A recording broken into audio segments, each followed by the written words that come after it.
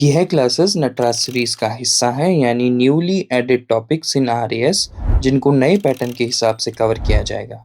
यह पूरी series YouTube पर उपलब्ध करवाई जाएगी। इन क्लासेस से संबंधित पीडीएफ व नोट्स आपको सरमिक एकेडमी के ऐप पर नटराज कोर्स में केवल 1 रुपये में प्राप्त हो जाएंगे।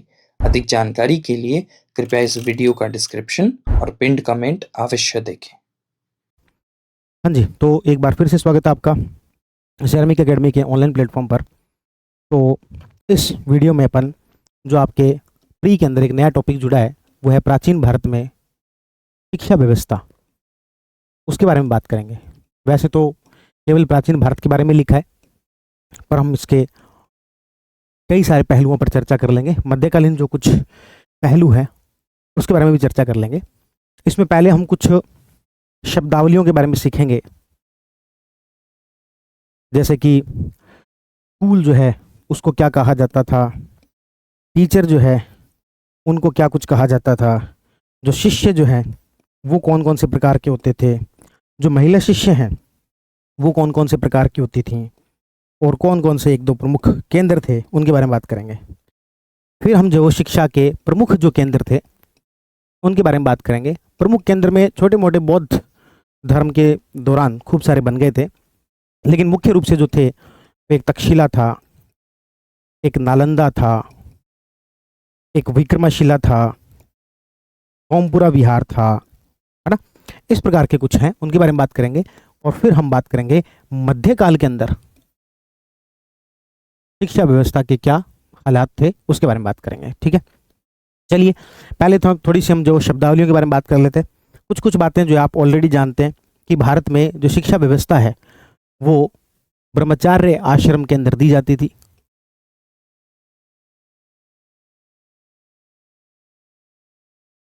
ये भी जानते हैं कि विद्या का आरंभ 16 संस्कारों में से एक संस्कार है, और उसके बाद में ब्रह्मचार्य आश्रम में के तहत गुरु के पास भेजा जाता था, और ये संस्कार उपनयन संस्कार कहलाता था। इसे जनेऊ धारण करना भी कहते थे। ठीक है, और सामान्यतः अलग अलग वर्गों के लिए, जो ब्राह्मण हैं उनके लिए, क्षत्रिय हैं, वैश्य हैं, उनके लिए ये अलग अलग आयु सीमा थी जब इनको यहाँ भेजा जाता था, और लगभग 24 वर्ष की आयु तक ये यहाँ पर शिक्षा ग्रहण करते थे। इसको समावर्तन कहते थे। ठीक है, आप ये भी जानते हैं कि इसे सामान्यतः गुरुकुल शब्द का प्रयोग हम कर लेते हैं, लेकिन उपनिषदों में इसके लिए जिस शब्द का प्रयोग हुआ है वो है आचार्य कुल। गुरुकुल ना कह के इसको क्या कहा गया है, आचार्य कुल कहा गया है। तो गुरुकुल में, गुरु शब्द में, आचार्य शब्द में, इनमें सब में क्या अंतर है, उन सब के बारे में भी अपन थोड़ी बात करेंगे। ठीक है, उसके अलावा ये भी हम देख लें कि गुरु के प्रकार, तो गुरु के या टीचर के कई सारे यहाँ पर शब्द इसके लिए प्रयोग होते हैं, है ना। जैसे एक शब्द होता है जिसको हम बोलते हैं उपाध्याय। उपाध्याय यानी कि जो गुरु दक्षिणा लेता है, पढ़ाने के बदले में गुरु दक्षिणा लेता है, पढ़ाने के बदले में क्या करता है, गुरु दक्षिणा लेता है, उसके लिए उपाध्याय शब्द का प्रयोग हो गया। एक शब्द था जिसका मतलब था गुरु। गुरु जो है केवल शिक्षा ही नहीं, यह नैतिक शिक्षा भी देते हैं, ये जीवन की शिक्षा भी देते हैं, जीवन कैसे जीना चाहिए उसके बारे में भी यहाँ पर बात करते हैं, जीवन की शिक्षा देते हैं। एक शब्द आता है यहाँ पर प्रवक्ता या प्रवक्त। प्रवक्ता जैसा ही शब्द है प्रवक्ता। प्रवक्त जो है, जैसे अपन आज के समय में प्रवक्ता किसको कहते हैं, जो टीवी पर जाके अलग अलग विषयों पर बोलता है, यानी कि ये किसी विशिष्ट विषय पर, किसी स्पेसिफिक सब्जेक्ट पर जो आख्यान देता था उसे बोलते हैं स्पीच ऑन स्पेसिफिक सब्जेक्ट। अच्छा, मैं पहले आपको बता दूं, क्लियर कर दूं कि ये जो टॉपिक है ये आपके आरएस प्री के सिलेबस में इस बार नया जुड़ा है। मेंस के सिलेबस में ये नहीं है, लेकिन प्री के सिलेबस में नया जुड़ा है। तो इसको हम थोड़ा सा वही पर्सपेक्टिव रखेंगे कि शब्दावलियों में से यदि कुछ पूछ लिया, है ना, तो हमें पता हो, तो ये हमारा पर्सपेक्टिव जो इसके अंदर ज़्यादा रहेगा। तो उपाध्याय देख लिया हमने, गुरु देख लिया, एक हमने प्रवक्त देख लिया, एक जो वो गली वर्कम या त्रय वर्कम भी इसको बोलते हैं, ये भी होता है गुरु का प्रकार। तो एक बार देख लेते हैं। आचार्य जो है वो निःशुल्क शिक्षा। उपाध्याय जो है वो जीविकोपार्जन के लिए शुल्क वसूल करते थे। तो उपाध्याय के साथ साथ एक और हम यहाँ पर याद कर लेते हैं, आचार्य। आचार्य जो शिक्षा कैसी देते थे, निःशुल्क। इसीलिए अपन ने यहाँ पर इसको क्या वर्ड यूज किया है, आचार्य कुल वर्ड का प्रयोग किया है। किसका वर्ड किया है, आचार्य कुल का। उपाध्याय जो कि गुरु दक्षिणा लेता था जीविकोपार्जन के लिए, और आचार्य जो कि निःशुल्क शिक्षा देता था। गुरु जो कि शिक्षा प्लस नैतिक प्लस जीवन शिक्षा देता था। प्रवक्त जो कि विशिष्ट विषय पर कोई, प्रवक्ता शब्द से ही आया है। एक शब्द है आपके श्रोत्रिय। श्रोत्रिय जो कि वेदों की शिक्षा देते थे, जो वेदों के बहुत बड़े ज्ञाता थे।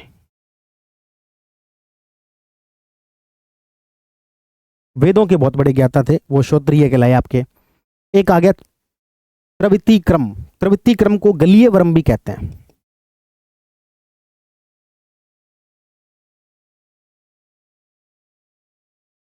जो कि घूम घूम कर, है ना, अलग अलग, इसको ऐसे याद रख लेना, अलग अलग गली में घूम घूम कर। जैसे मान लो अपन नहीं होता, कई बार कई ऐसे प्रोफेसर होते हैं जो कि किसी एक स्पेसिफिक जगह पर ना पढ़ाकर अलग अलग जगह पर जा जाके स्पीच देते हैं। एक था चरक जो कि यायावर और भ्रमणशील अध्यापक था। तो इस तरीके से यहाँ पर जो शिक्षक हैं उसके कई सारे प्रकार जो यहाँ पर देखने को मिलते हैं प्राचीन जो हमारे शिक्षा के केंद्र हैं उनके अंदर। ठीक है, तो क्या क्या जाना हमने, एक तो हमने कहा जी गुरुकुल शब्द की बजाय उपनिषदों के अंदर क्या प्रयुक्त हुआ है, आचार्य कुल। उपनयन क्या है, समावर्तन क्या है, कितने समय में शिक्षा के लिए बुलाया जाता था, किस प्रकार की शिक्षा दी जाती थी, शिक्षा के विषय क्या थे, उन सब के बारे में बात की। गुरुओं के प्रकारों के बारे में बात की। उपाध्याय जो कि गुरु दक्षिणा लेता है, आचार्य जो कि निःशुल्क शिक्षा देता है, गुरु जो कि शिक्षा प्लस सारी प्रकार की शिक्षा देता है, प्रवक्त जो कि विशिष्ट विषय पर कोई आख्यान स्पीच देता है, श्रोत्री जो कि वेदों का ज्ञाता है, गलीय वक्रम या त्रवी वक्रम ये घूम घूम कर शिक्षा, चरक चरक के अंदर भी यही है। ठीक है, तो इस प्रकार से ये गुरु के प्रकार थे। अब थोड़ी सी हम बात कर लेते हैं शिष्यों के प्रकारों के बारे में।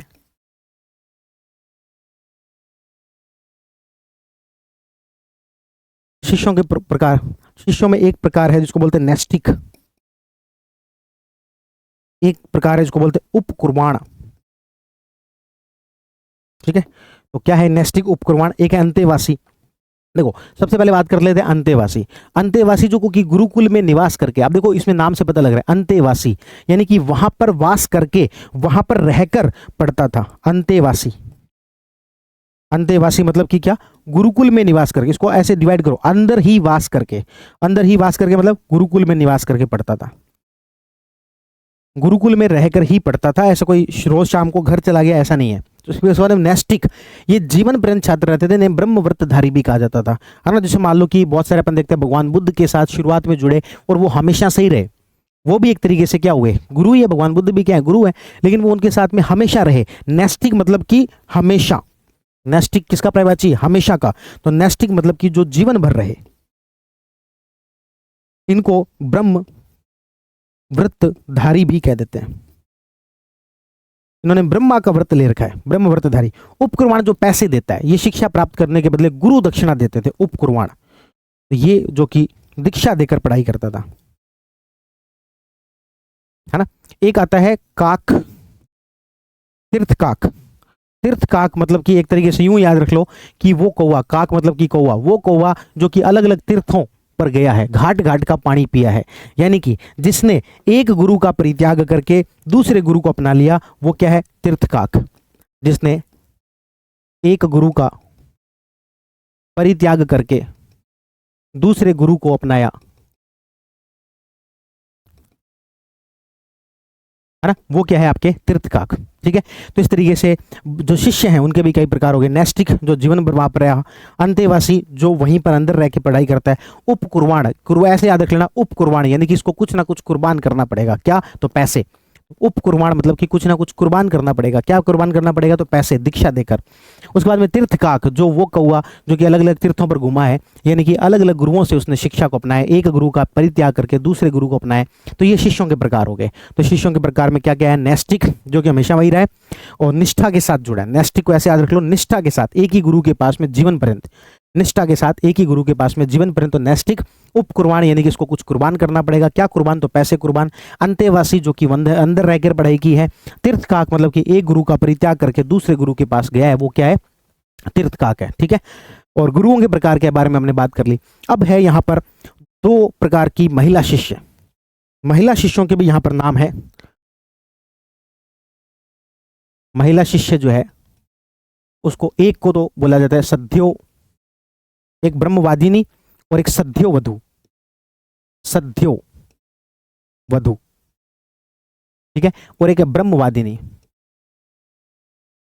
यानी कि वधु होने तक पढ़ाई करती है ना, जो कि शादी तक ब्रह्मचर्य का पालन करती है और पढ़ाई करती है, शादी तक ब्रह्मचर्य का पालन करती है और पढ़ाई करती है। इसको कैसे याद रखना, वधु होने तक वो साध्य है, वधु होने तक वो क्या है, साध्य है। ब्रह्मवादिनी जो कि ब्रह्मा को ही लीन हो गई, जैसे यहां पर था ना कि नैष्टिक, जिसको ब्रह्म व्रतधारी कहा जाता है, जो आजीवन पढ़ाई करते हैं, तो ये वो महिला है जो आजीवन ब्रह्मचर्य का पालन करती है और शिक्षा ग्रहण करती है। ये आजीवन ब्रह्मचर्य का पालन करते हैं। तो महिला शिष्यों के अंदर भी हमने दो बांट दिए, एक तो सध्यो वधु यानी कि वधु होने तक ब्रह्मचर्य का पालन करती है, एक ब्रह्मवादिनी जो कि आजीवन ब्रह्मचर्य का पालन करती है। इसके अलावा दो यहाँ पर जमीनों के नाम दिए गए। शिक्षा केंद्र को दी गई भूमि को शल भोगम कहते थे और संघ को दी गई भूमि को पालीचंद कहते थे, है ना। तो शिक्षा केंद्र को जो दी गई भूमि है उसको शल भोगम कहते थे और संघ को जो दी गई भूमि है उसे पालीचंद कहते थे। अब ये कैसे याद रहेगा सर, देखो जो भूमि किसके भोग के काम आएगी, शाला के, तो वो क्या कहलाएगी, शल भोगम। जो भूमि किसके भोग के काम आएगी, शाला के यानी कि स्कूल के, तो वो क्या कहलाएगी, शल भोगम। तो ये अलग अलग शब्दावलियां हैं। तो जैसा कि अपन ने कहा था इस स्लाइड के अंदर हम क्या पढ़ेंगे, सबसे पहले हम कुछ शब्दावलियों के बारे में पढ़ेंगे। इस प्रकार के ऑब्जेक्टिव में क्वेश्चन आ सकते हैं, है ना, कि शिक्षा कब से शुरू होती है। तो हमने कहा जी वैसे तो विद्यारंभ जो है वो पहले ही हो जाता है, लेकिन वेद आरंभ जो है वो उपनयन संस्कार के बाद होता है और उसके लिए अलग अलग आयु है। 24 वर्ष तक वो शिक्षा ग्रहण करता है, उसको समावर्तन कहते हैं। गुरुकुल शब्द की बजाय उपनिषदों के अंदर आचार्य कुल शब्द का प्रयोग हुआ है। गुरु के अलग अलग प्रकार बताए गए, उसमें उपाध्याय है, उसमें गुरु है, उसमें प्रवक्त है, उसमें श्रोत्रिय है, गलीय वक्रम है, चरक है। शिष्यों के प्रकारों में नैष्टिक है, नैष्टिक मतलब कि जो निष्ठा है और हमेशा गुरु के पास रहेगा। उपकुर्बान यानी कि जिसको कुर्बान करना पड़ेगा, कुछ पैसा कुर्बान करना पड़ेगा। अंतेवासी जो कि गुरुकुल में रहकर पढ़ता है, और एक था आपके तीर्थकाक जो कि वो कौवा जो कि अलग अलग तीर्थों पर घुमा यानी कि अलग अलग गुरुओं के पास गया है। महिला शिक्षा, तो महिला शिक्षा के अंदर सध्यो वधु, सध्यो वधु मतलब कि वो महिला जो कि वधु होने तक, शादी होने तक ब्रह्मचर्य का पालन करेगी, शिक्षा का ग्रहण करेगी। ब्रह्मवादिनी जो हमेशा हमेशा के लिए ब्रह्म में लीन हो गई है, यानी कि जो आजीवन जो ब्रह्मचर्य का पालन करेगी। शिक्षा को दी गई भूमि को शल भोगम कहते हैं। सिंपल सी बात है, शल यानी कि शाला, भोगम यानी कि भोग के लिए, शाला के भोग के लिए दी गई भूमि जो शल भोगम कहलाएगी, और संघ के लिए दी गई भूमि जो पालीचंद कहलाएगी, वो क्या कहलाएगी, पालीचंद कहलाएगी। ठीक है, अब हम आगे इसमें बात करते हैं शिक्षा के अलग अलग केंद्रों के बारे में। इसके बारे में बात करेंगे, शिक्षा के अलग अलग केंद्रों के बारे में। सबसे पहले आपको यहाँ पर जो पैराग्राफ दिया गया, प्राचीन भारत में शिक्षा के केंद्र, तो ये जब भगवान बुद्ध थे उस समय में जो अलग अलग विहार बने थे। देखो दो चीजें होती थी, एक होता था चैत्य और एक होता था विहार। चैत्य जो है वो पूजा के स्थल थे, चैत्य क्या थे, पूजा के स्थल थे। विहार जो है बौद्ध भिक्षुओं के रहने का स्थान था, और जहां वो गुरु के पास रहते थे तो उन्हें कुछ शिक्षा भी दी जाती थी। ठीक है, तो वो अपन क्या कहलाते हैं, विहार कहलाते हैं। तो जेतावन विहार है, आम्रवन विहार है। तो ये जो विहारों के अलग अलग प्रकार के नाम हैं, ये अपन ऑलरेडी जो भगवान बुद्ध की पूरी कहानी देखी थी ना कि किसने क्या बनवाया था। जैसे कि मैं आपको यहाँ पर बताऊं कि जो है आपके अनाथ पिंडक ने जैतवन विहार का निर्माण करवाया था। ठीक है, तो ये उसी प्रकार की बातें जो अपन ऑलरेडी देख चुके हैं। अब बिहार में इसमें 120 भवन और कक्ष थे, ये सब बातें। अब मुख्य विधि जो बातें आपको याद रखनी है, एक तो ये याद रखनी है कि शिक्षक, आचार्य, उपाध्याय स्थविर हो सकते थे। किसी आचार्य के निर्देशन में प्रशिक्षित होने की यह विधि निश्चय कहलाती है। किसी आचार्य के निर्देशन में जो हम पढ़ रहे हैं वो विधि क्या कहलाती है, निश्चय कहलाती है। ठीक है, और विहारों में शिक्षा और अनुशासन मूलतः धर्म विनय में उद्धृत नियमों से परिचालित होते थे। यानी कि जो रूल्स जो है, जो धर्म के अंदर बताए गए कि ये होना चाहिए, उन सब नियमों से ही चलता था। अब हम क्या बात करेंगे, अब हम बात करेंगे बड़े केंद्रों के बारे में। जैसे तक्षशिला एक बड़ा केंद्र है, जैसे कि विक्रमाशिला एक बड़ा केंद्र है, वल्लभी एक बड़ा केंद्र है, नालंदा एक बड़ा केंद्र है, काशी एक बड़ा केंद्र है, सारनाथ है, कश्मीर है, तो अग्रहार व्यवस्था है, कांची है। तो ये 8-10 एक हमारे केंद्र हैं। इनके बारे में हम एक एक करके बात करेंगे। यदि इसमें प्री के लायक कोई क्वेश्चन पूछ लिया तो फिर थोड़ा सा बाकी लोगों के लिए आंसर करना इसका क्या हो जाएगा, मुश्किल हो जाएगा। तो एक एक करके हम इन केंद्रों के बारे में जानते हैं। तो सबसे पहले हम यहाँ पर बात करते हैं तक्षशिला की। इन केंद्रों के बारे में हमें क्या क्या बातें करनी है, देखो एक टेम्पलेट बना लेते हैं दिमाग में, ताकि वो कुछ पॉइंट याद रहें कि क्या क्या बातें याद करनी है। एक तो इसका थोड़ा स्थान याद रख लेंगे, है ना। एक इसके बारे में ये याद रख लेंगे कि भाई कौन से धर्म से संबंधित, ज्यादा मुख्य रूप से कौन से धर्म से संबंधित है। कहीं पता होगा तो ये भी देख लेंगे किसने बनवाया, कहीं ये भी देख लेंगे कि इसकी संरचना के बारे में, कितने क्या कक्ष हैं, उसके बारे में बात कर लेंगे। कहीं पर थोड़ा हम ये भी देख लेंगे कि कुछ और यदि यहाँ की कोई विशेष बात है तो वो देख लेंगे। ठीक है, तो अलग अलग केंद्रों के बारे में बात करते हैं। तो सबसे पहले तक्षशिला, जो कि कहाँ पड़ता है, आज के पाकिस्तान के रावलपिंडी के पास। ठीक है, तो थोड़ी बातें हम करते हैं तक्षशिला के बारे में। तो सबसे पहले हमने कहा जी लोकेशन। लोकेशन जो है इसकी, आज का जो रावलपिंडी है पाकिस्तान में, उसके पास में इसकी लोकेशन पड़ती है। यदि हम बात करें कि इसको किसने बनवाया था, तो हम कहेंगे कि भाई ये ऐसे कोई एक किसी शासक के द्वारा बनवाया गया ऐसा नहीं है। तक्षशिला एक बहुत प्रसिद्ध केंद्र था शिक्षा का, लेकिन वह विश्वविद्यालय के रूप में नहीं बना। इसमें माना जाता है कि 500 से अधिक आचार्य पढ़ाया करते थे, और केवल 500 आचार्य ही नहीं, इनके साथ साथ उप आचार्य भी होते थे। ये जो उप आचार्य हैं, ये आचार्य की अनुपस्थिति में पढ़ाने का काम करते थे। जब मान लो किसी दिन टीचर नहीं आए, तो अभी क्या होता है, क्लास का जो सबसे बढ़िया स्टूडेंट होता है उसी को कह दिया जाता है कि भाई थोड़ी देर लेट आ रहा हूँ, थोड़ी देर तू कुछ करंट का कोई बात है तो वो पढ़ा दे। तो उसी तरीके से उपाचार्य शिक्षक की अनुपस्थिति के अंदर, और ये वही बात है कि इस पद पर सामान्यतः उस जो गुरुकुल है उसका जो श्रेष्ठ जो स्टूडेंट है वो यहाँ पर हुआ करता था। तो शुरुआती तौर पर हम कहें यहाँ पर 500 से भी ज्यादा आचार्य थे, उपाचार्य भी थे। सॉरी, ये मैंने गलत बोल दिया, 500 आचार्य नहीं थे, 500 बच्चों के शिक्षा की व्यवस्था थी। 500 बच्चे यहाँ पर पढ़ सकते थे, इस प्रकार की शिक्षा की व्यवस्था थी, और उनके लिए आचार्य अपॉइंट होते थे, और उनकी सहायता के लिए उपाचार्य भी थे। ये सब जो टाइम पीरियड है, ये बुद्धिस्ट टाइम पीरियड के अंदर देखने को मिलता है। इसीलिए हम देखते हैं कि कई सारे यहाँ पर एक शासक है, जैसे एक पदेसीन नाम का एक कौशल का राजा था, या फिर आपके चाणक्य है, कौटिल्य जिसको माना जाता है, या फिर इसका जो शिष्य था चंद्रगुप्त मौर्य, ये सब जो वो तक्षशिला से पढ़े हुए हैं। ये वहां के स्टूडेंट्स के नाम है, प्रमुख जो स्टूडेंट्स हैं। लेकिन गुप्त काल तक आते आते ये जो शिक्षण केंद्र है ये लगभग लुप्त हो गया, क्योंकि फायान ने इसका कोई जिक्र नहीं किया।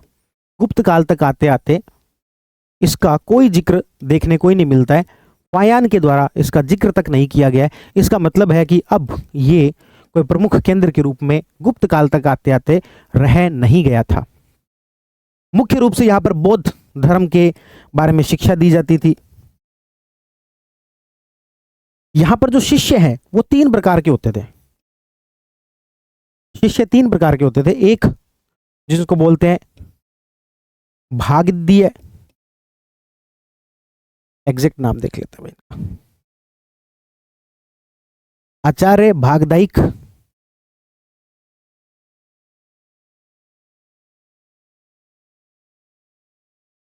आचार्य भागदायिक, धमंतेवासिक, और बाद में शुल्क देने वाले। आचार्य भागदायिक, धमंतेवासिक, और बाद में शुल्क देने वाले। ठीक है, इस तरीके से 3 प्रकार के शिष्य जो यहां पर हुआ करते थे। जो आचार्य भागदीय है, नाम से क्या पता लग रहा है, आचार्य को अपने जीवन का, अपने कमाई का कुछ भाग देंगे, यानी कि ये शुल्क देकर पढ़ा करते थे। ये क्या करते थे, शुल्क देकर पढ़ा करते थे, और इनको अपन किस नाम से जानते हैं, आचार्य भागदायिक, यानी कि ये कुछ ना कुछ शुल्क देकर पढ़ा करते थे। फिर आगे धमंतेवासिक, धमंतेवासिक वो हो गए, धमंतेवासिक जो यहां पर वो हो गए जो कि आचार्यों के साथ रहकर उनकी सेवा करते थे। इनके पास में पैसा नहीं होता था, लेकिन उनकी सेवा किया करते थे। आचार्यों की क्या कर देते थे, सेवा कर देते थे, ये शुल्क दे देते थे। ये वो होते थे जो कहते थे हम बाद में शुल्क देंगे। ये क्या करते थे, बाद में शुल्क देंगे। अब आचार्य के पास में पैसा कहाँ से आएगा, यदि बाद में शुल्क देंगे या फिर सेवा करने से, तो पैसा कहाँ से आएगा, तो यहाँ पर राज्य के द्वारा इनको जमीन दे दी जाती थी और ये दी गई जमीन ब्रह्मदेह कहलाती थी। ये जो जमीन है जो कि आचार्यों को दी जाती थी, ये क्या कहलाती थी, ब्रह्मदेह कहलाती थी। तो तक्षशिला के बारे में हमने इतनी बातें याद रखनी है। तक्षशिला का स्थान क्या था, तो रावलपिंडी पाकिस्तान। किसने बनवाया, तो हमने कहा जी ऐसा कोई एक शासक नहीं है, अलग अलग समय में अलग अलग लोगों ने इसका निर्माण करवाया होगा। 500 बच्चे यहाँ पर शिक्षा ग्रहण कर सकते थे, ऐसी व्यवस्था थी। उप आचार्य भी अपॉइंट होते थे, यदि मुख्य जो आचार्य है वो अनुपस्थित है तो वो यहाँ पर आ सकते थे, और जो भी श्रेष्ठ जो स्टूडेंट है उसको यही बना दिया जाता था। पदेसीन, चाणक्य, चंद्रगुप्त मौर्य, ये ऐसे कुछ एग्जाम्पल है जो यहाँ पर पड़े हुए थे। गुप्त काल तक आते आते इसका कोई ज़्यादा जिक्र नहीं मिलता, क्योंकि फायान इसका जिक्र नहीं करता। बौद्ध धर्म के बारे में मुख्य शिक्षा यहाँ पर दी जाती थी। शिष्यों के 3 प्रकार थे, आचार्य, भागदेय, धमंते, वार्षिक और बाद में शुल्क देने वाले। पहले के नाम से पता लगता है ये आचार्य के भाग यानी कि उसका कुछ पैसा देते थे, शुल्क देकर पढ़ते थे। दमंते वास्तिक यानी कि सेवा किया करते थे, बाद में शुल्क देते थे। राज्यों द्वारा जमीन भी दी जाती थी। ये जो दी गई जमीन है ये ब्रह्मदेह कहलाती थी। एक बात का हमेशा ध्यान रखें, हम किसी टॉपिक को किस ऑब्जेक्टिव के साथ पढ़ रहे हैं। ये हमारा जो टॉपिक पढ़ने का ऑब्जेक्टिव है वो है प्रीलिम्स का एग्जाम। तो इसमें हमें, जैसे मैं एक एक चीज़ याद करने की कोशिश कर रहा हूँ, आपको ऐसे याद करने की बजाय पहचान करना अधिक महत्वपूर्ण आपके लिए है ना। पहचान भी कर लेंगे तो हमारा काम जो वो चल जाएगा, ठीक है ना। तो ये हमने आप बात की किसके बारे में, तक्षशिला के बारे में। अब तक्षशिला के बाद अगले केंद्र की तरफ चलते हैं। अच्छा, फीस कितनी हुआ करती थी, जो अपन ने कहा ना यहाँ पर फीस दिया करते थे, फीस कितनी हुआ करती थी, तो फीस हुआ करती थी यहाँ पर 1000 काशार्पण। फीस कितनी हुआ करती थी, फीस हुआ करती थी 1000 काशार्पण, ठीक है। चलिए, तो अब हम चलते हैं अगले केंद्र की तरफ। ये सारी बातें अपन ने कर ली। हाँ, एक और लास्ट बात और ये कि यहाँ पर शिक्षा का माध्यम क्या था, तो हमने कहा जी शिक्षा का माध्यम संस्कृत था, लेकिन लेखन के अंदर ब्रह्मी और खरोष्ठी 2 लिपियों का प्रयोग होता था। ये बात भी इसमें लिख लेते हैं। शिक्षा का माध्यम, शिक्षा जो है वो मुख्य रूप से संस्कृत भाषा में दी जाती थी, और लिखने के लिए वहां पर ब्रह्मी और खरोष्ठी लिपि का प्रयोग किया जाता था। कौन सी का, ब्रह्मी और खरोष्ठी लिपि का प्रयोग किया जाता था, ठीक है। तो ये हमने किसके बारे में पढ़ा, तक्षशिला। अब अगला पढ़ेंगे हम विक्रमशिला। तो जो विक्रमशिला जो है, विक्रमशिला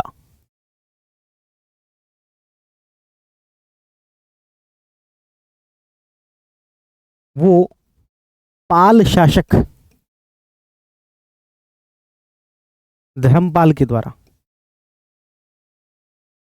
जो ये पाल जो वंश है, आज का जो बंगाल और बिहार वाला जो एरिया है, बंगाल बिहार बॉर्डर बंगाल, इस एरिया पर यहाँ पर कंट्रोल किया करते थे। तो इनके द्वारा यहाँ पर विक्रमशिला का निर्माण जो करवाया गया था। विक्रमशिला जो है ना, ये जैसे तक्षशिला के बारे में हमने कहा कि कोई ऐसे यूं स्पेसिफिक उसकी संरचना नहीं थी, लेकिन विक्रमशिला एक बहुत बड़ा एक विश्वविद्यालय था, जिसके अंदर टोटल 6 अलग अलग महाविद्यालय,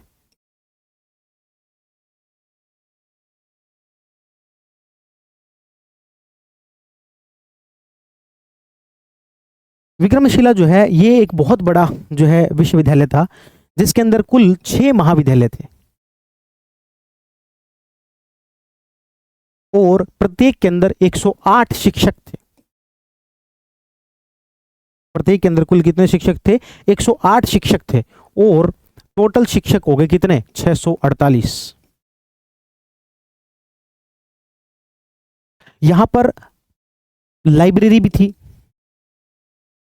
असेंबली हॉल भी था। अब कितने बच्चे यहां पर पढ़ते थे इसकी स्पष्ट जानकारी तो नहीं है, पर यह कहते हैं कि 8000 बच्चों के बैठने का, 8000 विद्यार्थियों के बैठने का असेंबली हॉल यहां पर था। यानी कि 7-1000 बच्चे पढ़ते होंगे, इस बात की संभावना जताई जाती है ना। इस बात की संभावना जो जताई जाती है कि 7-1000 बच्चे यहां पर पढ़ते होंगे। ये जितने भी प्रत्येक जो महाविद्यालय है, इसका एक जो प्रमुख आचार्य होता था उसको बोलते थे द्वार पंडित। द्वार पंडित है,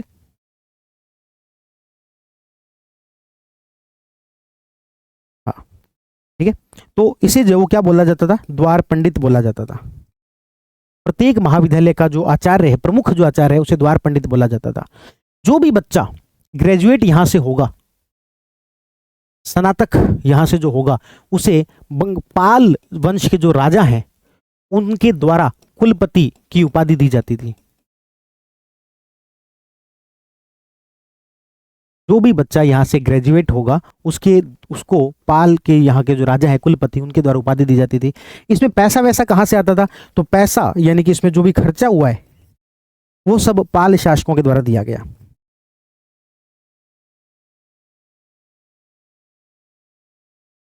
वो पैसा जो है इसको चलाने का वो किसके द्वारा दिया गया? पाल शासकों के द्वारा दिया गया। तो दूसरा जो बड़ा हमारा विद्यालय है उसका नाम क्या है? आपके विक्रमशिला है। विक्रमशिला पाल शासक धर्मपाल के द्वारा बनाया गया था। इसमें हमने कहा जी 6 महाविद्यालय थे, 108 शिक्षक थे, 648 शिक्षक हो गए। जो भी स्नातक पास करेगा उसको कुलपति की उपाधि दी जाती थी। लाइब्रेरी होती थी, असेंबली हॉल था, असेंबली हॉल में 8,000 विद्यार्थी थे। प्रत्येक महाविद्यालय का एक प्रमुख आचार्य जो है वो द्वार पंडित कहलाता था। अब ये 6 द्वार हैं, एक उत्तर में नॉर्थ, एक वेस्ट, एक साउथ और एक ईस्ट, और 2 थे आपके केंद्रीय विद्यालय, उसके अंदर 2 हैं। अब इन सब के एक एक क्या है? द्वार पंडित हैं। अब इन द्वार पंडित के नाम भी नोट्स में लिखे हुए हैं, पर इतना डिटेल में जाके कोई पूछेगा बहुत ही रेयर चांस है, एक बार आप देख लेना। तो ये द्वार पंडित इसके अंदर हुआ करते थे, ठीक है ना। तो इस तरीके से हमने बात की किसके बारे में? आचार्यों के बारे में, विक्रमशिला के बारे में हमने बात की, ठीक है। तो अब हम चलते हैं अगले की तरफ, वल्लभी। अच्छा, इसमें कौन सी शिक्षा मुख्य रूप से दी जाती थी? इसमें बौद्ध धर्म से संबंधित शिक्षा मुख्य रूप से दी जाती थी। इससे संबंधित बौद्ध धर्म से संबंधित शिक्षा दी जाती थी। यहाँ पर एक बौद्ध एक वो है दीपवंश, उसने अकेले ने कितने 32 ग्रंथ जो यहाँ पर लिखे हैं विक्रमशिला के अंदर, ठीक है। तो ये अलग अलग प्रकार के इसके बारे में जब बातें हो गई, अब हम चलते हैं अगले केंद्र की तरफ, और वो जो अगला जो केंद्र है वो है हमारा वल्लभी।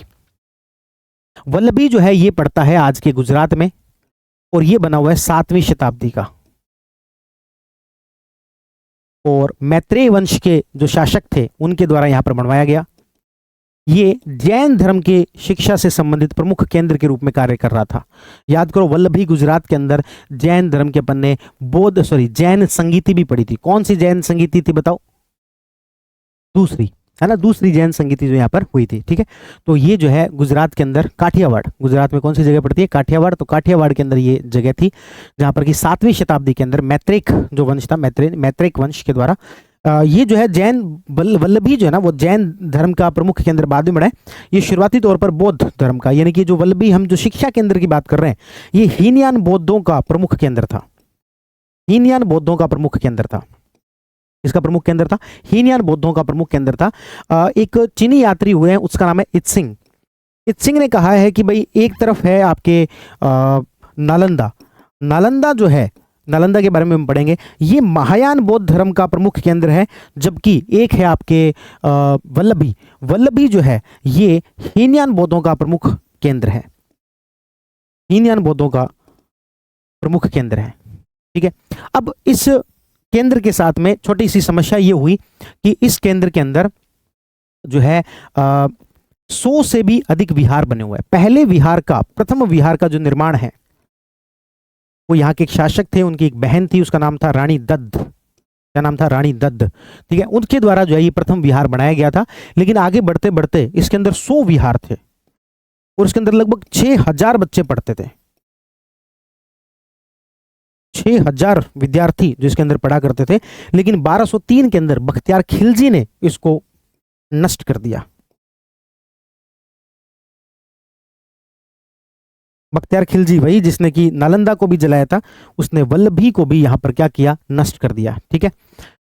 और तो क्या है, वल्लभी प्रथम विहार दद्द ने बनाया था। 100 विहार थे, 6,000 विद्यार्थी थे, महायानों का प्रमुख केंद्र था। नालंदा महायानों का था, वल्लभी हीनयानों का था। ये जो है एक प्रमुख शिक्षा के केंद्र होने के साथ साथ एक प्रमुख व्यापारिक केंद्र भी था।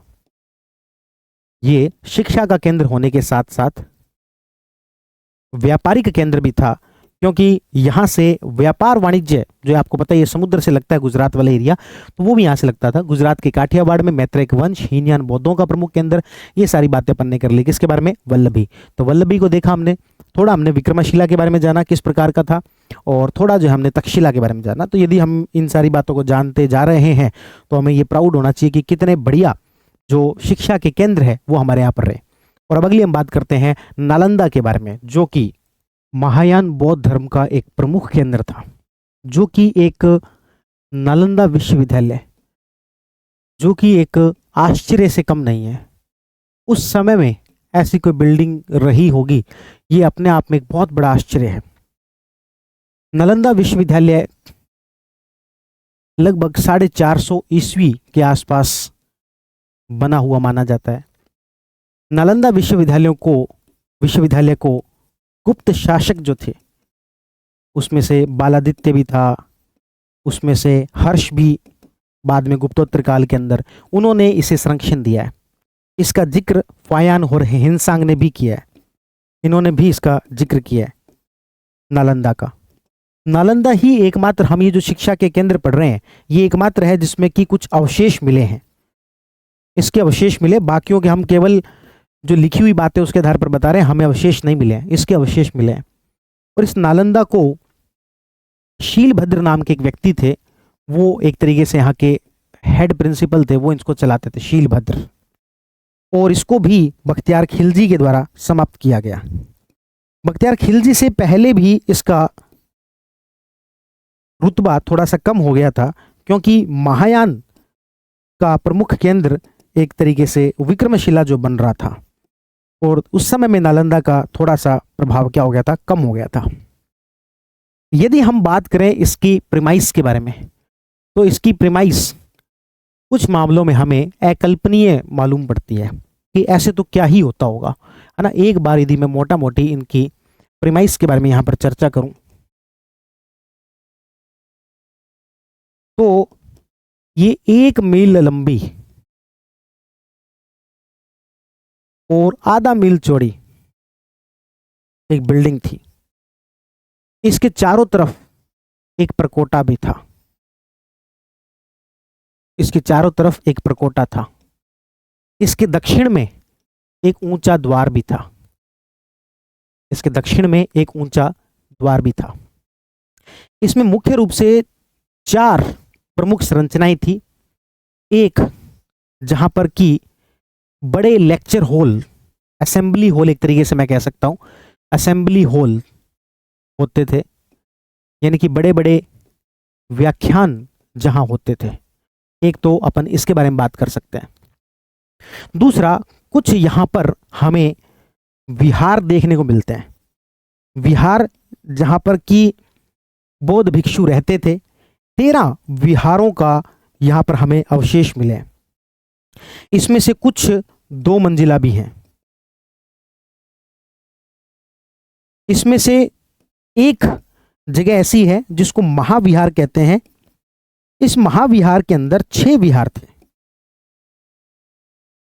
इस महाविहार के अंदर 6 विहार थे। तो एक हमने कहा बड़ा, अब देखो एक तुलना करो कि एक बहुत बड़ा कैंपस है, किसी यूनिवर्सिटी का बहुत बड़ा कैंपस है, एक तरीके से आरयू से कंपेयर करते हैं इसको। आरयू में जैसे कि अलग अलग असेंबली हॉल होंगे, तो वैसे ही यहाँ पर असेंबली हॉल थे। असेंबली हॉल की संख्या आई थिंक कितनी थी, 6, 7 जो है वो असेंबली हॉल थे। कितने असेंबली हॉल थे, 7। उसके बाद हमने क्या कहा, जैसे आरयू के अंदर कुछ हॉस्टल बने हुए हैं, उसी तरीके से कुछ बने हुए थे विहार। एक तरीके से ऐसे सोच लो कि 13 विहार थे, उसमें से कुछ तो 2 मंजिला भी थे, और 6 विहार का एक अलग समूह मिला है जिसको कि महाविहार कहते थे। अब है कि आरयू के अंदर क्लासेस कितनी है, अध्यापन कक्ष कितने हैं, तो यहां पर अध्यापन कक्ष जो वो थे 300। अध्यापन कक्ष कितने थे, 300 अध्यापन कक्ष थे। 300 अध्यापन कक्ष थे। और एक बड़ी जगह यहां पर छोड़ी गई थी लाइब्रेरी के लिए। लाइब्रेरी जिसके कि 3 रूम थे, एक जिसको रत्न सागर कहते थे, एक जिसको रत्न बोध कहते थे, है ना, एक और नाम था रत्न सागर, रत्न बोध और रत्न रंजक, रत्न रंजक। ठीक है। और ये वाला जो एरिया है, जो लाइब्रेरी वाला एरिया है, ये आपके कहलाता था धर्मगंज। ये क्या कहलाता था, धर्मगंज, है ना। तो वापस देखते हैं, हमने क्या कहा, नालंदा विश्वविद्यालय 450 ईस्वी के अंदर बना हुआ और गुप्त शासक बालादित्य हर्षिन के द्वारा बनाया गया। हेनसांग भी इसका जिक्र करता है। यही एक विश्वविद्यालय जिसके अवशेष मिले हैं। बख्तियार खिलजी द्वारा इसको समाप्त कर दिया गया। महायान अब जो बौद्ध धर्म है उसका प्रमुख केंद्र था। हीनयानों का प्रमुख केंद्र कौन सा था, वल्लभी था, और महायानों का कौन सा था, नालंदा था। शीलभद्र इसके प्रमुख यहाँ पर जो एक तरीके से आचार्य थे। और इसकी जो प्रमाइस है इसके बारे में हमने बात की, ये इतना लंबा इतना चौड़ा ये सब था। दक्षिण में एक प्रकोटा था, एक असेंबली हॉल था, 7 ऐसे असेंबली हॉल थे, विहार थे, 13 विहार मिले हैं, 2-2 मंजिला कक्ष। इसमें से एक रतन सागर जो है ये तो 9 मंजिला कक्ष है, 9 मंजिला लाइब्रेरी बताई जाती है कि 9 मंजिला थी। ये अपने आप में बड़ा आश्चर्यजनक है कि 9 मंजिला उस समय में, 9 मंजिल।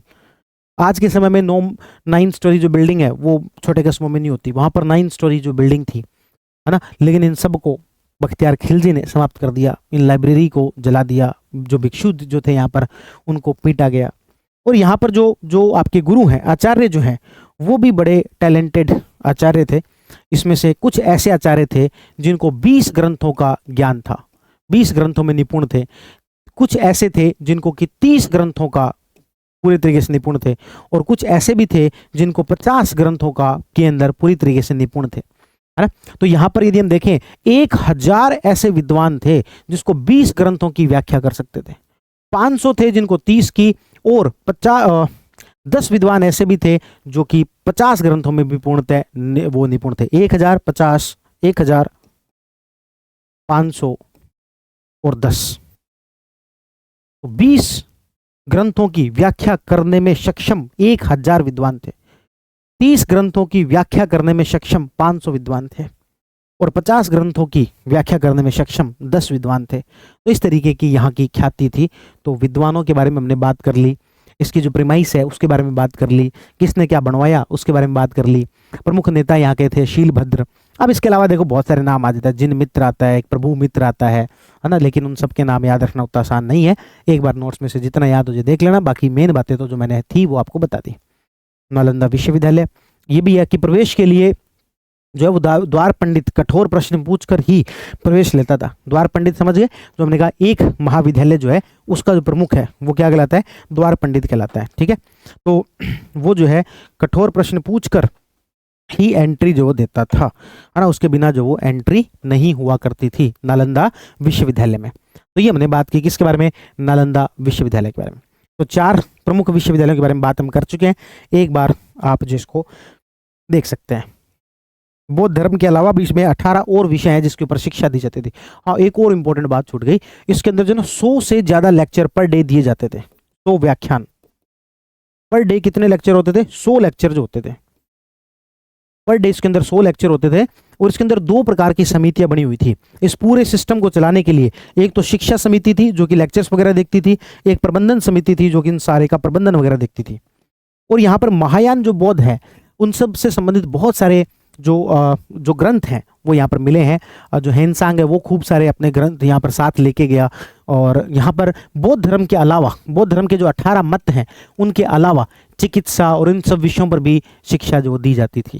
तो यानी कि यदि ये पूछ लिया जाए कि ये केवल बौद्ध धर्म का की शिक्षा दी जाती थी, तो ये स्टेटमेंट क्या हो जाएगा, गलत हो जाएगा। केवल बौद्ध धर्म की शिक्षा दी जाती थी ऐसा नहीं है, ठीक है।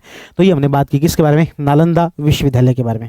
एक बार पूरी ये मैं जितनी भी जो स्लाइड आपको बना के जो बता रहा हूँ, ये मैं स्लाइड आपको एज इट इज शेयर कर दूंगा ताकि आपको यदि रिवीजन करने के लिए आसान लगती है। क्योंकि देखो ये मैं बता देता हूँ आपको, पॉइंट क्या है कि आप ये टॉपिक ना पहली बार पढ़ रहे हो, इसलिए हमें ये सारे फैक्ट जो नए नए लगते हैं, है ना, नए सुने हुए लगते हैं। जबकि यूपीएससी के अंदर क्या होता है कि एक ऑप्शनल जो पेपर होता है हिस्ट्री का, उसमें सबसे पहला जो क्वेश्चन आता है ना वो 50 नंबर का क्वेश्चन होता है। उसमें क्या करते हैं, 20 इंपॉर्टेंट साइट्स दी जाती हैं, 20 इंपॉर्टेंट साइट्स होती हैं जिसके बारे में कुछ कुछ लिखना होता है, 30, 40, 50 शब्द लिखने होते हैं। तो इन साइट्स के अंदर ऐसा आता है धार्मिक शिक्षा के अंदर, तो नालंदा के बारे में, विक्रमशिला के बारे में, अब इनके बारे में थोड़ा थोड़ा लिखना होता था। तो हालांकि इतना सब लिखने की आवश्यकता तो नहीं थी, पर उसमें हमें 50 शब्द लिखने होते थे। लेकिन यहाँ पर आपके ऑब्जेक्टिव है, तो ऑब्जेक्टिव में ये टॉपिक स्पेशली आपके इस बार जोड़ा है, तो हो सकता है कि इससे आपके कोई थोड़ा सा डिटेल में क्वेश्चन पूछ लिया तो आपको थोड़ा हैंडल करने में समस्या हो जाएगी। और ये हमने आपको काफ़ी डिटेल में चीज़ें बता रहे हैं, तो इसलिए कुछ फैक्ट्स आपको थोड़े मुश्किल लग सकते हैं, लेकिन जो तरीके से मैं आपको यहाँ पर बता रहा हूँ उस तरीके से याद करोगे तो चीज़ें बहुत ज़्यादा आसान लगेंगी, इतनी ज़्यादा मुश्किल नहीं है, ठीक है। नालंदा के अलावा कुछ और विश्वविद्यालय बच्चे हैं, छोटे छोटे हैं, काशी वगैरह, उनके बारे में बात करेंगे। सबसे बड़े 4 ही थे, विक्रमशिला, नालंदा, तक्षशिला और एक और कौन सा बड़ा, वल्लभी।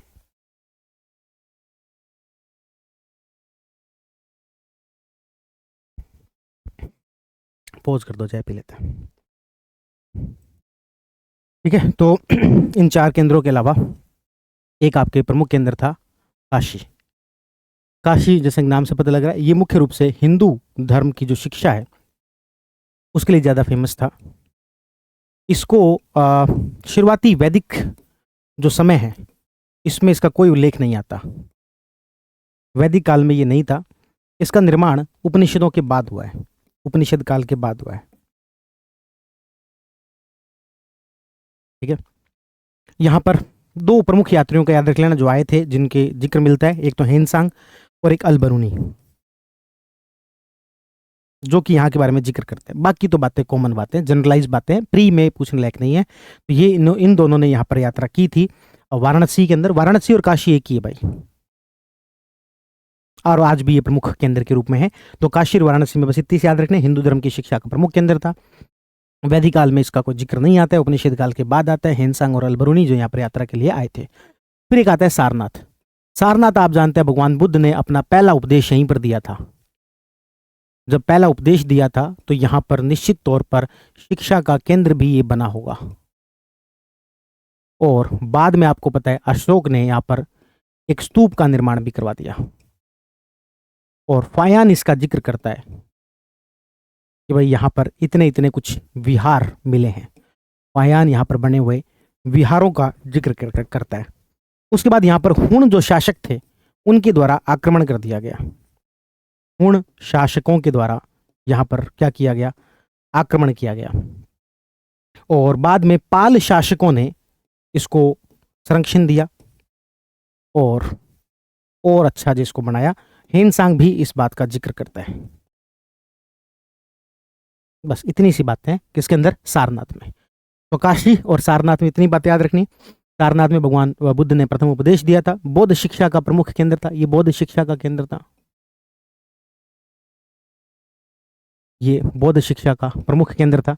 अशोक ने यहाँ पर स्तूप बनाया। फायान ने भी इसका जिक्र किया है।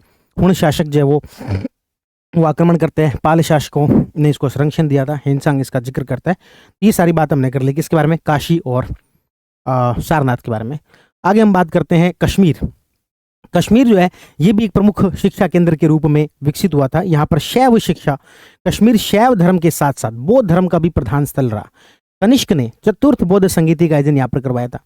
एक प्रसिद्ध विद्वान थे कुमारजीव खोतान से कश्मीर आए थे। खोतान से कश्मीर आए थे। यहाँ ब्राह्मण शिक्षा के केंद्र मठ कहलाते थे। यहाँ के शासकों में ललितादित्य, दिद्दा, अनंत ने शिक्षा के विकास के लिए मठ और उसका निर्माण करवाया। 1010 में जब पंजाब पर मुसलमानों का अधिकार हो गया तब अनेक मुसलमान पंजाब से आकर कश्मीर में बस गए। विल्हण ने कश्मीर के शिक्षा केंद्रों की बहुत प्रशंसा की है। तो कुल मिलाकर इसमें भी ऐसे कुछ खास बातें हैं नहीं कि जो कश्मीर है ये कुल मिलाकर हमें ये कहना है कि शैव और बौद्ध दोनों के लिए था। कनिष्क ने चौथी बौद्ध संगीति यहाँ पर करवाई थी। एक व्यक्ति का नाम याद रखना है, कुमारजीव। और धीरे धीरे ये पंजाब पर जब मुस्लिमों का अधिकार हो गया तो वो यहाँ पर आ गए। उसके बाद में ये केंद्र जो वो थोड़ा सा कम हो गया। एक प्रमुख व्यक्ति हुए जिसका नाम है विल्हण। विल्हण ने भी इनके केंद्रों की तारीफ की है। यहाँ पर जो शिक्षा के केंद्र हैं ये मठ कहलाते थे, है ना। शिक्षा के जो केंद्र है वो क्या कहलाते थे, मठ कहलाते थे। तो काशी, सारनाथ और कश्मीर के बारे में अपन ने यहाँ पर बात कर ली। अब 2-3 और है। एक कांची, साउथ इंडिया के अंदर था कांची। पल्लव शासकों के द्वारा यहाँ पर शिक्षा व्यवस्था को बढ़ावा दिया गया। यहाँ के जो शिक्षा के केंद्र है ये घटिका कहलाते थे। घटिका, यदि आपसे पूछ लिया जाए घटिका क्या है, तो पल्लव शासकों के द्वारा जो कांची में जो शिक्षा के केंद्र थे वो क्या कहलाते थे, घटिका कहलाते थे। और तो इसमें क्या है, अग्रहार व्यवस्था भी है क्या, चलो पहले कांची वाला देख लेते हैं। पल्लव शासकों की राजधानी शिक्षा प्रमुख केंद्र था। महाकवि दंडिन, शूद्रक और भारवी ने अपने ग्रंथों की कांची में रचना की थी। वात्स्यायन और दिग्नाथ ने भी कांची विद्यालय शिक्षा, पल्लव काल में विद्यालयों को क्या कहते थे, घटिका कहते थे, है ना। तो दंडिन, शूद्रक ये अपन जब वो पढ़ेंगे ना गुप्तकालीन आपके साहित्य, उनमें नाम आएगा। ठीक है, इन्होंने अपने ग्रंथों की रचना कहाँ पर बैठ के की है, पाली के अंदर ही की है। ठीक है, एक और व्यवस्था है जिसका नाम है अग्रहार व्यवस्था। ये जो अग्रहार व्यवस्था है ये राष्ट्रकूटों द्वारा शुरू की गई एक व्यवस्था थी, जिसमें अग्रहार क्या है, जैसे अपन ने देखा था ना उसमें ब्रह्मदेह मतलब कि वो भूमि जो कि शिक्षा के लिए ब्राह्मणों को दान दे दी गई है, उसी तरीके से राष्ट्रकूट शासकों ने क्या किया कि एक पूरा पूरा गांव ही दान कर दिया और कहा कि जितने भी जो विद्वान ब्राह्मण हैं वो यहाँ पर रहेंगे, जितने भी जो क्या है विद्वान ब्राह्मण हैं वो इस गांव में रहेंगे, ठीक है। और ये जो गांव है इसको, इस भूमि को जो ये दान दिए, इसको क्या बोल दिया, अग्रहार, ठीक है। तो शिक्षा के लिए ब्राह्मणों को दी गई भूमि यहाँ पर अग्रहार कहलाई, एक गांव है ना। देखो जो भूमि दान दी गई थी वो ब्रह्मदेह कहलाई, एक हमने देखा था शल भोगिका कहलाई, है ना, शाला को दी गई, और ब्राह्मणों को दी गई ब्रह्मदेह कहलाई, ब्रह्मा को दे यानी कि ब्राह्मणों को दे, शल भोगिका यानी कि शाला के लिए भोग किए जाने वाला। ये तो पूरा का पूरा गांव ही दिया गया, ये अग्रहार है ना। तीनों में अंतर है, एक ब्राह्मणों को दिया ब्रह्मदेह कहलाई, शाला के लिए दिया शल भोगिका कहलाई, और तीसरा जो कि पूरा का पूरा गांव ही एक ही जगह पर बसा दिया कि सारे जो आपके विद्वान ब्राह्मण है वो यहीं पर रहने लग जाओ, तो ये आपकी कौन सी व्यवस्था कहलाई, अग्रहार व्यवस्था कहलाई, है ना। और इस अग्रहार व्यवस्था के अंदर कुछ एग्जाम्पल्स हमें यहाँ पर देखने को मिलते हैं। इन अग्रहारों में उच्च शिक्षा के वो प्रबंध होता था, जो विद्वान ब्राह्मणों को एक गांव में बसा देते थे, और इसमें कोई पैसे वैसे नहीं लेते थे, विद्यार्थियों से कोई शुल्क नहीं लिया जाता था, क्योंकि रहने खाने का पूरी व्यवस्था निःशुल्क होती थी। जैन बौद्ध विहार भी शिक्षा के केंद्र इस दौरान बन गए थे, ठीक है। अब इसमें दो तीन जो अग्रहार है उसके बारे में चर्चा की गई है। एक राष्ट्रकूट अभिलेख में काड़ीपुर नामक एक जगह है, एक मैसूर राज्य में सर्वज्ञपुर, काड़ीपुर सर्वज्ञपुर, और एक है तालगुंडा, ठीक है, ये हो गया। तो इस तरीके से दो तीन यहाँ पर जो आपके अग्रहारों के नाम जो देखने को मिलते हैं, काड़ीपुर, सर्वज्ञपुर, सर्वज्ञ मतलब कि जिसको सब कुछ आता है, उन लोगों का जिसको कि सब कुछ आता है, काड़ीपुर सर्वज्ञपुर, ऐसे कुछ अग्रहारों का उल्लेख जो हमें यहाँ पर मिलता है। इसमें क्या है, इसमें फीस नहीं लगती थी, है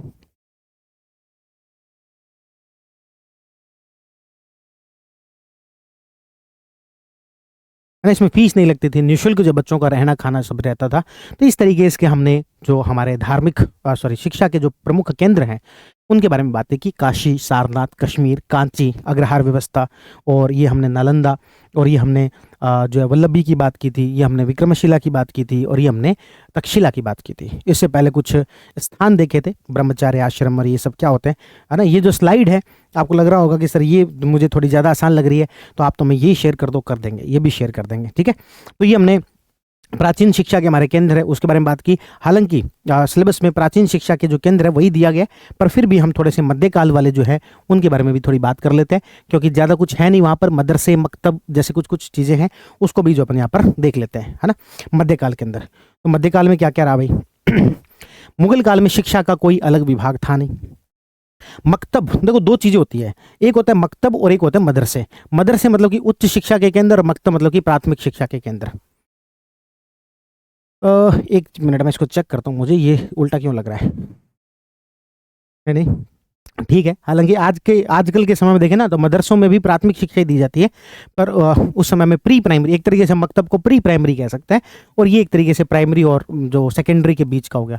तो मकतब और मदरसा, मकतब जो प्राथमिक शिक्षा के केंद्र हो गए, और जो मदरसे हैं वो उच्च शिक्षा केंद्र हो गए। इसमें शिक्षा कौन सी भाषा में दी जाएगी, तो फारसी भाषा के अंदर शिक्षा दी जाएगी, ठीक है। तो मध्यकाल में एक तो जो शिक्षा के केंद्र हैं उनके नाम, नॉर्मली देखो पढ़ने का तरीका वही रहेगा, टीचर को क्या कहेंगे, बच्चों को क्या कहेंगे, शिक्षा को क्या कहेंगे, है ना। तो जो शिक्षा के जो केंद्र है उसको अपन ने क्या कहा, मदरसा और मकतब, ये ऐसे कर देते हैं, इधर मकतब लिख देते हैं, मकतब और मदरसा।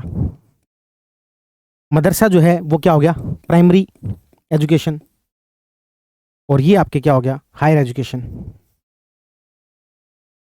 ठीक है। अलग से कोई विभाग था नहीं। अच्छा, शिक्षा के लिए ना एक शब्द यूज किया जाता है, तालीम। शिक्षा के लिए क्या शब्द यूज किया जाता है, तालीम।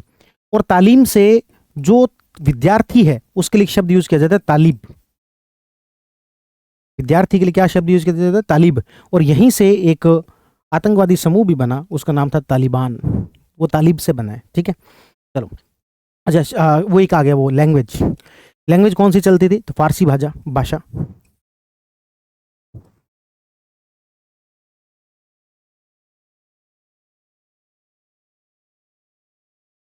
शिक्षा जो कौन सी भाषा में दी जाती थी, तो फारसी भाषा के अंदर। महम अनगा ने दिल्ली के अंदर मदरसा ए बेगम की स्थापना की थी, और इसे खैर उल मनाजिल मदरसा भी कहा जाता है, ठीक है ना। तो महम अनगा जो आपके अकबर के समय काल के अंदर थी, उनके द्वारा मदरसा ए बेगम की स्थापना की गई थी। अबुल फजल ने फतेहपुर सीकरी के अंदर मदरसा ए अबुल फजल की स्थापना की। अकबर ने फतेहपुर सीकरी के अंदर मदरसा और आगरा में राजकीय पुस्तकालय की स्थापना की। अकबर ने फतेहपुर सीकरी में लड़कियों के लिए एक स्कूल खोला। अकबर ने खगोल विज्ञान के साथ साथ गणित को भी अध्ययन हेतु अनिवार्य विषय बनाया। तो इस तरीके से हम देखें तो ये ज्यादातर काम जो है वो किसके समय में हुआ है? अकबर के समय में हुआ है। एक तो महम अनगा, उसने दिल्ली के अंदर एक मदरसा शुरू किया है। एक आपके अबुल फजल, इसने फतेहपुर सीकरी में, और अकबर ने भी फतेहपुर सीकरी में, और जो है इस्लामिक के साथ साथ में दूसरे जो विषय हैं खगोल विज्ञान के साथ साथ गणित को भी और पढ़ाया। और फतेहपुर में लड़कियों के लिए स्कूल, फतेहपुर सीकरी में मदरसा, फतेहपुर सीकरी में मदरसा, लड़कियों के लिए स्कूल, और आगरा में राजकीय पुस्तकालय।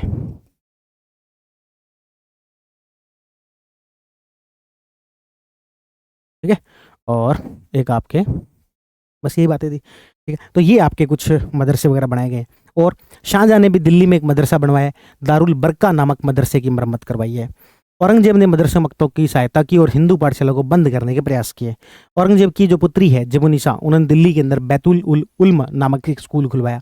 तो थोड़ा थोड़ा उनके बाद में आगे बढ़ते जाओ तो शाहजहां ने एक मदरसे का निर्माण करवा दिया। एक औरंगजेब के समय में मदरसों को बढ़ावा दिया गया, और इन्हीं के समय के अंदर आपके इनकी जो पुत्री है जबुनिसा, उसके द्वारा दिल्ली के अंदर एक मदरसा स्थापित किया गया। ठीक है, और क्या है आपके लखनऊ का फरंगी महल मदरसा न्याय की शिक्षा के लिए, और सियालकोट का मदरसा व्याकरण की शिक्षा के लिए प्रसिद्ध था। ठीक है, दिल्ली का शाह उल्लाह का स्कूल परंपरागत मान्यताओं की शिक्षा के लिए था। बनारस हिंदू शिक्षा का बड़ा केंद्र था। अभी अपन बात करते हैं बनारस। देखो, बनारस, वाराणसी और काशी तीनों एक ही है। बनारस, वाराणसी और काशी तीनों में कोई अंतर नहीं है। ट्रेवेनियर ने भी इसकी प्रशंसा की है। विभिन्न विषयों से संबंधित, बस इतना सा था कि चैप्टर खत्म। विभिन्न विषयों से संबंधित शिक्षा प्राप्त करने वाले को निम्नलिखित उपाधियां दी जाती थी। जो तर्क और दर्शन के अंदर उसको फाजिल, धार्मिक शिक्षा उपाधि आमिल, तो फाजिल, काबिल, आमिल, ये सब। ठीक है, जो साहित्य शिक्षा वाले उसको काबिल, तर्क और दर्शन वाले को फाजिल, और धार्मिक शिक्षा वाले को आमिल। तो ये सब जो दी जाती थी शिक्षाएं, मतलब उपाधियां। तो ये कुछ बातें हैं यहाँ पर। मध्यकाल के अंदर शिक्षा के प्रमुख केंद्र, विभाग, लैंग्वेज, अकबर ने अकबर के समय में कौन कौन से, शाहजहां के समय में कौन से, औरंगजेब के समय में कौन से। तो ये हमने बात की प्री का। ये हमारा जो टॉपिक है, ये जो पूरी यूनिट है, इसमें पहला जो हिस्सा है वो प्री प्लस मेंस दोनों में काम का है, क्योंकि मेंस में वह सोशियोलॉजी के अंदर है। इसलिए इस यूनिट को अपन ने दो अलग अलग हिस्सों में देखा। पहला हिस्सा जो प्री प्लस मेंस दोनों में काम का है, प्री में तो हिस्ट्री के अंदर, मेंस में सोशियोलॉजी के अंदर। और जो दूसरा हिस्सा आज अभी जो अपन ने देखा है, शिक्षा के प्रमुख केंद्र, ये प्री में काम का है। ठीक है, तो अगली वीडियो में मिलते हैं किसी दूसरे टॉपिक के साथ। आप सभी का बहुत बहुत धन्यवाद। Thank you. करता हूँ।